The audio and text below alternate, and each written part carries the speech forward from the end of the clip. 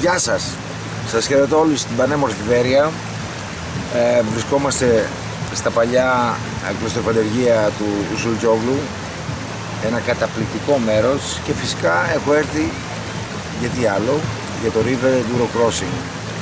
Είναι ένας θεσμός πια, είναι η δεύτερη φορά που γίνεται και ελπίζω να συνεχιστεί στο μέλλον, γιατί έχει πολύ μέλλον αυτή η οργάνωση.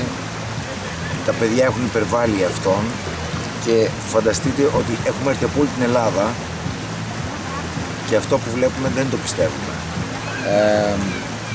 Ελπίζω να γίνει και του χρόνου και για πάρα πολλά χρόνια ακόμα, και το σημαντικότερο, εύχομαι και το πιστεύω ακράδαντα ότι θα γίνει παγκόσμιος θεσμός αυτό, θα γίνει διεθνής η συνάντηση και του χρόνου ελπίζω να έχουμε πάρα πολλές συμμετοχές από πόλεις της Ευρώπης.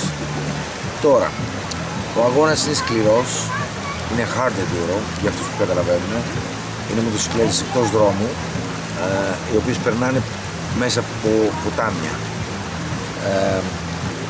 Απαιτεί πολύ μεγάλη σωματική ικανότητα, το βασικότερο είναι αυτό, και πολύ μεγάλη στάμινα, αντοχή, γιατί είναι περίπου 4-5 ώρες οδηγώντας τη μοτοσυκλέτα μέσα στο νερό και υπερπηδώντας πάρα πολλά φυσικά εμπόδια. Όπως είπα και στην αρχή, η ατμόσφαιρα είναι καταπληκτική. Έχουμε και το απόγευμα να πάμε στην πλατεία της Ελιάς, όπου θα γίνει παρουσίαση των αναβατών, θα σας δω και εκεί.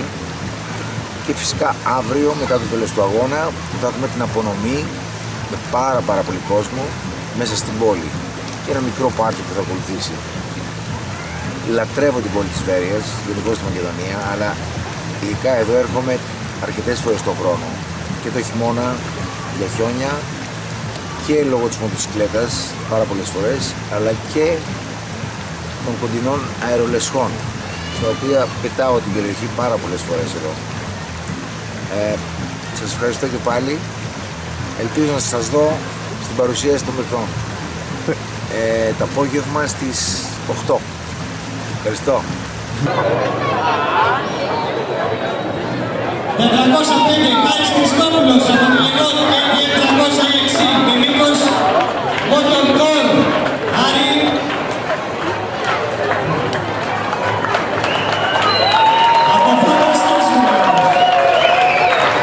Από φώτα σκίσουμε. Σκοπεύεις να τερματίσεις το βράδυ. Το βράδυ, ξέρετε ποια είναι το βράδυ. Βέρεια για πάντα. Λατρεύω Βέρεια. Έχουμε 5 εκατομμύρια από την Βέρεια. Δηλαδή, Κατεχάκη η διαδρομή όλη. Πάμε να γυρίσουμε Κατεχάκη. Έχει πολύ εύκολη η διαδρομή.